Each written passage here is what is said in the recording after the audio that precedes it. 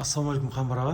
Тәуекел Күзембаевтың соты бойынша бүгінгі таңда қысқаша бір мәлімет берсеңіз, қандай жағдайда, қалай болып жатыр? Алейкум ассалам.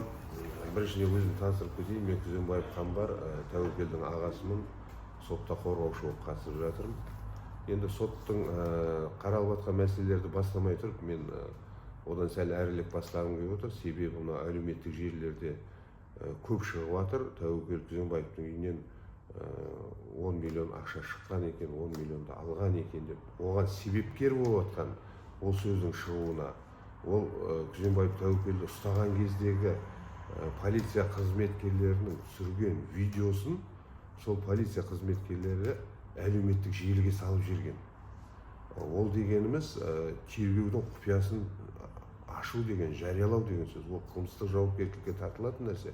Бірақ олардың біреуі де жауапқа тартылған жоқ қазіргі кезде. Оны шығаруының себебі, заңды бұзып тұрып шығаруының себебі, ол Күзембаев Тәуекелдің халықтың алдында деген беделін түсіру. Беделін түсіріп, сосын барып, бұларға енді әрмен қарай өздерінің ойын жүзеге асыру үшін жеңіл болсын деп істеген әрекеттерді түсінемін. Ал енді мына 10 миллионға келетін болсақ, үйінен 1 миллион 65 мың теңге ақша шыққан. Өзінің анасына, 86 жастағы анасы бар, кәрі ана, өзі бірінші топтағы мүгедек анасы. Сол кісі олай-бұлай болып кетсе, тұрсын деген жинап сақтап қойып отқан ақшасы. Оның табысының өзі айлық, бір айлық табысының өзі 500 мыңдай ақша. Оны тергеуші бұның табысы жоқ деп жазған істе, бірақ біз оны дәлелдеп, анықтамаларын жинап, әкеп сотқа өткіздік. Айына 500 мыңдай ақша түседі. Анасының жаңағы пенсиясын санамағанның өзінде. Сот процесі негізі оңай өтіп жатқан жоқ. Сот процесі ауыр өтіп жатыр. Себебі сот тарапынан біздің берген өтініштеріміз, сотқа берген өтініштеріміз заң бойынша негізі өтініш сол берілген уақытта орындалу керек. Қаралу керек, орындалу емес, қаралу керек. Я бізге қанағаттандыру керек, я болмаса орындалмайды деп айту керек. Ол бірақ сол кезде қаралу керек. Біз өтініш бердік, өтініштеріміз қаралмай жатыр, кейінге қалдырады. Ол деген дұрыс емес, біздің қорғану құқығымыз бұзылып жатыр. Олмен қатар енді әрі қарай берейік десек, өтінішімізді қабылдамай жатыр. Сол себепті біз сотқа қарсылық білдірдік. Орысша айтқанда отвод. Одан қалды мынау бір түсініксіз жайлар болып жатыр. Ол сот процесс кезінде судья 3 жәбірленушінің талап арызын бізге ұсынды. Танысуға. Сотқа 3 жәбірленуші талап арыз берген. Маған келген зиянды өндіріп бер деп. Дәл сондай талап арыз қылмыстық істе тіркелген істің ішінде тұр. Мынаған не қажеттілік болды деп ой туындайды бізде.